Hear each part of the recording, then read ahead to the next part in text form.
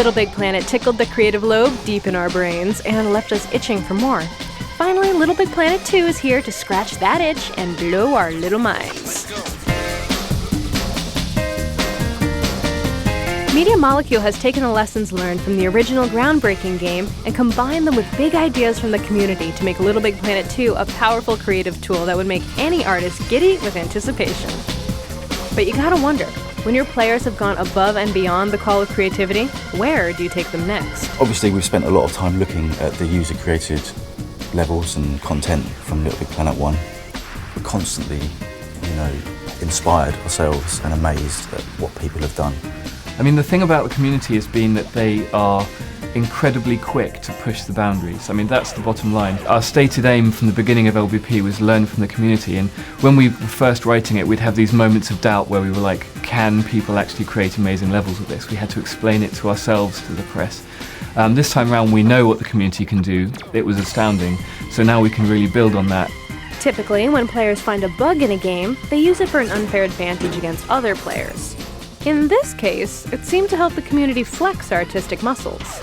There's a bug which they found called the 50-layer bug, and we totally didn't know it was in there. We didn't catch it when we shipped the game.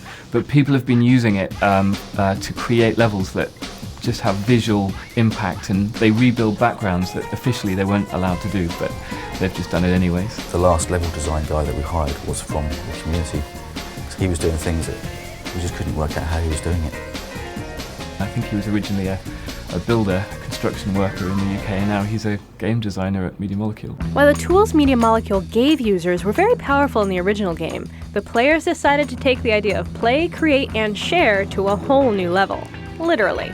With Little Big Planet, there was a tiny minority of brilliant creators who basically bent the rules and created shooters and arcade games and not just platformers. Because when you think of LBP1, most people see a platformer.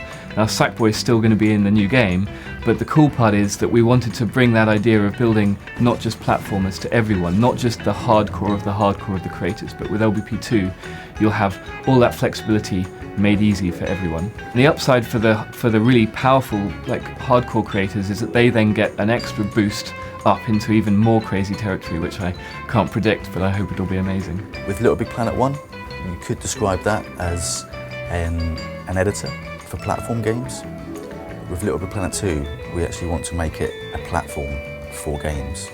We want to broaden what's possible with the tool. It's still going to cater for and build upon what we had before, physics, platform type games, but it isn't just platform games now. You can create a racing game, or a shooting game, or a fighting game, or a game that doesn't even have a definition yet.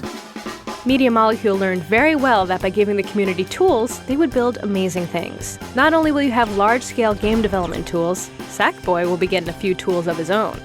One item you'll be getting a lot of new use out of is the grapple tool. Don't let those little stumpy sack legs get you down. If there's something way up high that you can't reach, the grapple will become your new best friend. Media Molecule has worked hard to make it easier to use all of the tools and to share your brilliant creations with your friends. So one of the big things the community asked us about was so I've made a cool level, how do I tell everyone about it? How do I get people to make my level popular? And that's one of the big things we've really been working hard on, and the web is going to be quite a big part of that as well. One of the ideas that we've actually got running internally now is that every level you publish gets a web page, gets its own web page. And what will happen is that when you publish, you can go and distribute that link to all of your friends. They can go online, even if they don't have a PS3 yet, they can go and check out the level, the high scores, the screenshots. And then from the web, they can then connect it back to their PS3, so they can be browsing the web at work or on their lunch break and click loads of levels they like the look of, and when they come back to the PS3 and the PlayStation Network, they'll be able to see all of those levels ready queued up to play. So it's finding ways to close that loop so that players can find the good stuff. But don't worry, it's still going to be the same Little Big Planet universe you know and love, just way more advanced.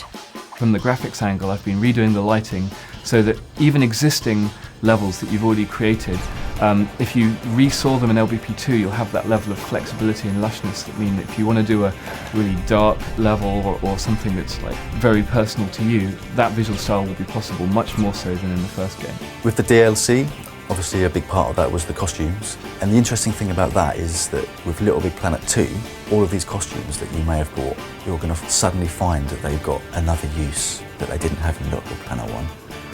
And you're going to want to have a large wardrobe. Indeed you will. That's right, you won't be the only sack in need of some style and threads. In LBP2, you'll be able to create, resize, customize, and program your own AI sack bots that will follow your every command. And since most people play LittleBigPlanet's multiplayer, you can bet that there will be tons more features for you to play LittleBigPlanet 2 with your friends. And though the devs aren't talking now, our sources reveal that we'll hear much more about LittleBigPlanet 2's multiplayer at E3, just around the corner. With LittleBigPlanet 1, after a fairly short amount of time, we had over 1 million levels. And the aim with LittleBigPlanet 2 is that in a similar amount of time, we'll have over 1 million games. That's the dream. LittleBigPlanet 2 promises to give you and your friends easier and more powerful tools to play, create, and share your genius levels. And now, even games. And we can't wait to see what kind of amazing stuff you come up with. For more in-depth coverage of LittleBigPlanet 2, be sure to pick up the August issue of PlayStation, the official magazine, on newsstands June 29th.